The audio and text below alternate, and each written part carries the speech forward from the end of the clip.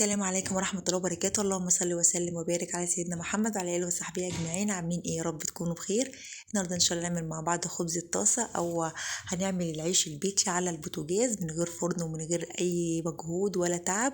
طريقته سهلة جدا ومقاديره بسيطة جدا جدا، إن شاء الله موجودة عندك وتعمليه ويعجبك. حلو قوي لسحور رمضان، تقدري تعمليه في أي وقت، وبيرمي ما شاء الله كمية كبيرة جدا. سهل وبسيط، وهقول لكم ازاي ينفخ معاكم ويطلع بالجمال اللي احنا شايفينه ده. بجد العيش ده حلو جدا، وعايزه اقول لكم كمان بيطلع طري جدا جدا. تابعينا في الفيديو ان شاء الله هيعجبك. يلا بينا نقول الطريقه والمقادير. ومقاديره سهله وبسيطه، وان شاء الله هتكون عندك وتقومي تجربيه وتقولي رايك فيه ايه. بسم الله الرحمن الرحيم. المقادير ان شاء الله سهله وبسيطه وهتكون عندك وهتعمليه وهيعجبك جدا جدا. معايا نص كيلو من الدقيق واكون نخلاه، وده دقيق جميع الاغراض، اي نوع دي مكتوب عليه دقيق لجميع الاغراض او دي سايب.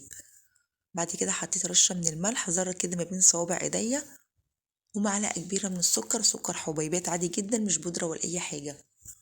وكمان معايا كيس من الخميره الفوريه، وزن الكيس ده 11 جرام، يعني معلقه كبيره كده مليانه من الخميره الفوريه. هقلب المكونات الجافة مع بعض. شايفين دي كده كل المكونات الجافة، مفيش اسهل من كده. دقيق وملح وسكر وخميرة، مش هنحط زيت ولا سمنة ولا زبدة ولا اي حاجة، وبيطلع طري وطعمه حلو جدا جدا. جربوه، انا متأكدة ان شاء الله ان هو يعجبكم. بعد كده معايا كوباية ونص من المية الدافية. لازم المية تكون دافية عشان الخميرة تشتغل معانا. عايزة تستبدليها بالحليب يبقى حطي حليب دافي. عايزة تخلي نص الكمية حليب ونصها مية، تمام. عايزة تعمليها كلها مية زي ما انا عاملاها، برضو بيطلع حلو جدا جدا. بس اهم حاجة انزلي الاول بكوباية المية، ونص الكوباية التانية انزلي بيها شوية شوية، لان في دقيق ممكن ياخد مية ودقيق لا، يعني ممكن تحتاجي اقل من كوبايه ونص او الكوبايه ونص زي او اكتر، على حسب نوع الدقيق. بس انا عشان كنت لسه عامله العيش دوت وبنفس الدقيق، فانا عارفه ان هو خد معايا كوبايه ونص، عشان كده نزلت بكوبايه ونص كلها.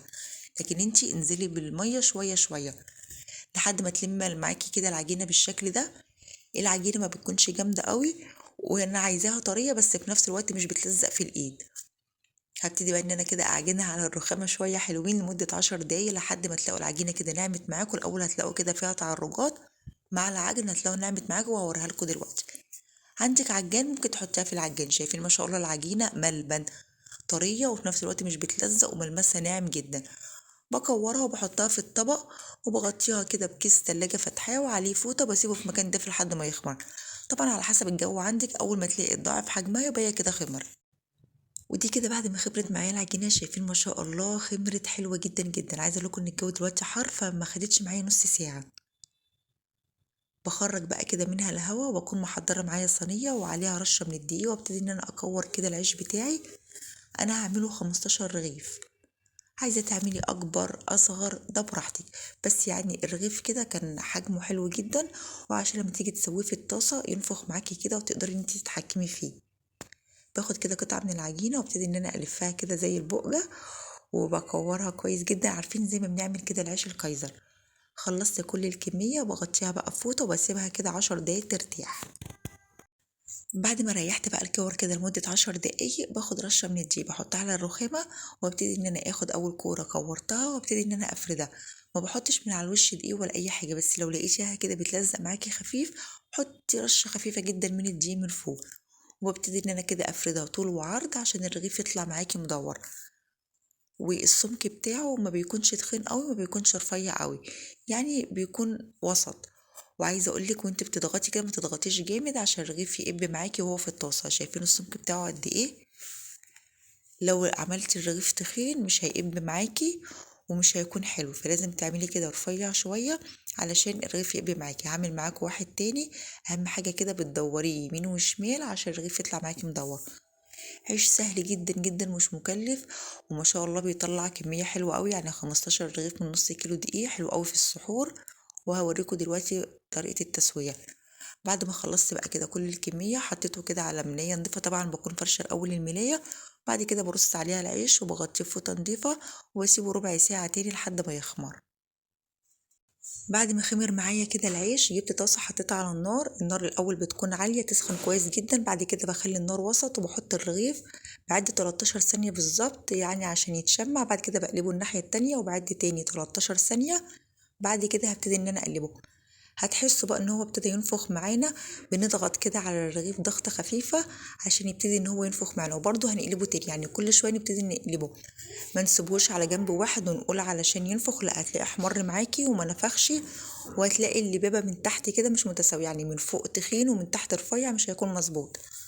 كل شوية كده بنفضل نقلب فيه، يعني تقريبا كده 3 4 مرات، وضغطة خفيفة كده على الرغيف، على طرف الرغيف كده او من فوق، علشان ينفخ معانا. الحركة ديت بتخلينا ان احنا نحبس البخار جوه الرغيف، ويبتدي كده ينطر معانا وينفخ زي ما احنا مش شايفين كده.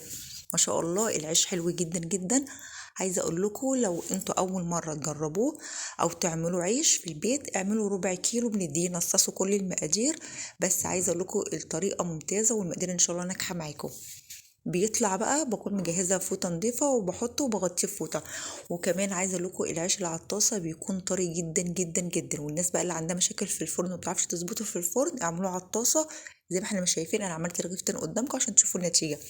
اهم حاجه ان احنا اول ما بنحطه بنعد 13 ثانيه، ونبتدي ان احنا نقلبه الناحيه التانية، وتاني نعدي 13 ثانيه. وخلي بالك عشان ما يتخرمش منك، علشان يبتدي ان هو ينفخ. طيب لو اتخرم منك هتعملي ايه؟ حطي الاسباتولا على الخرم عشان يبتدي ان هو ينفخ معاكم. شايفين ما شاء الله؟ عايزه اقول لكم العيش كله قب معايا وحلو جدا جدا. بسم الله ما شاء الله، جربوه وان شاء الله هيعجبكم.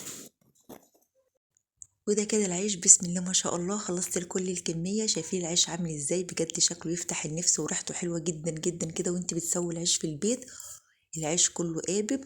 بوريكم كل حاجة عشان محدش يقول ان انا مخبية حاجة. لا، بسم الله ما شاء الله، العيش والله كله طالع زي الفل. حلو جدا. اعملوا سحور رمضان، بجد طعمه حلو قوي، وفي اي وقت تقدري ان انت تعمليه. حلو في العشاء، في الفطار.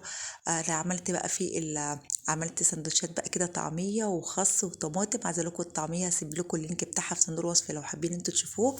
بنعمل كل حاجه في البيت، طعميه معموله في البيت، والعيش بجد اوفر وانضف واحلى بكتير من بره. طريقته سهلة وبسيطة وما خدش معانا أي وقت. أتمنى إن انتوا تجربوه وتقولوا رأيكم فيه ايه. ويا ريت لو بتشوفوا قناتي لأول مرة تشتركوا في قناتي وتفعلوا الجرس على الكل عشان يوصلكم مني إشعار بكل فيديو أنا بنزله. وما تنسوش يا حبايبي لايك للفيديو، وأشوفكم في فيديو جديد. مع السلامة.